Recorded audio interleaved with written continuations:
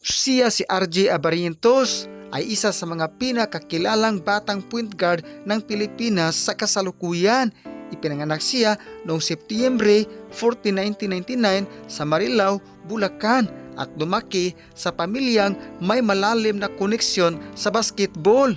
Mga idol, siya ay pamangkin ng PBA legend na si Johnny Abarientos na naging inspirasyon niya upang sundan ang yapak sa profesional na basketball. Naglaro si RJ para sa FEU Tamaraos sa UAAP kung saan ipinakita niya ang kanyang galing bilang point guard. Dahil sa kanyang husay sa paghawak ng bola, paglikha ng opensa at pag-score, mabilis siyang nakilala bilang isa sa mga pinakamahusay na batang guard sa bansa. Noong 2022, nagpasya siyang maging profesional at lumipat sa Korean Basketball League upang maglaro para sa Ulsan Hyundai Mobius Pueblos. Mga idol, sa kanyang unang season sa Korea, agad siyang nagniningning at tinanghal ng KBL Rookie of the Year matapos magpakita ng mahusay na laro laban sa mga internasyonal na malalaro. Grabe mga idol, kanyang kagaling si RJ Abarientos.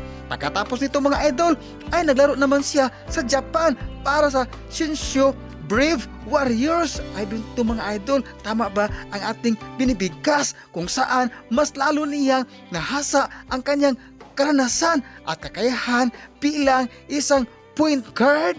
Mga idol, ito na ang inihintay sa mga tsismosa. Noong 2024, natupad ang kanyang pangarap na makapasok sa PBA nang mapili siya sa Barangay Hinebra, San Miguel sa PBA draft. Sa kanyang rookie season mga idol, ipinakita niya ang kanyang talento at pagiging leader sa loob ng court. Mga idol, ang kanyang kwento ay patunay na sa pamamagitan ng sipag, tiyaga. Alam naman natin kung ano ang tiyaga. Kapag mayroong tiyaga, mayroon ding nilaga at paniniwala sa sarili. Ang mga pangarap ay maaaring maging realidad mula sa simpleng batang nangangarap sa Bulacan hanggang sa pagiging isa sa mga bituin sa PBA. Patuloy nagbibigay inspirasyon si RJ Abarientos sa maraming kabataang Pilipino. Mga idol, isa sa pinakamahalagang aral na makukuha natin sa buhay ni RJ Abarientos ay ang kahalagahan ng sipag, tiyaga at pagtitiyaga sa kabila ng mga pagsubok. Bata pa lamang siya ay nakaranas ng hirap nang pumanaw ang kanyang ama, ngunit hindi niya hinayaang maging hadlang ito sa kanyang pangarap at maging mahusay na manlaro ng basketball.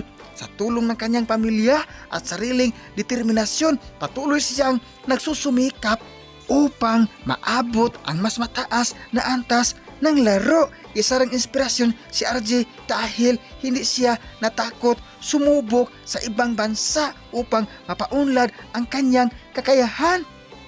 At sa wakas mga idol, maraming salamat sa panunood sa ating mga content at sana makontento na po kayo sa kanya at wag nang hahanap ng iba. My name is Jason Tito pa rin. Sa malaking epekto ang pagkawala niya sa aking puso. Aray ko!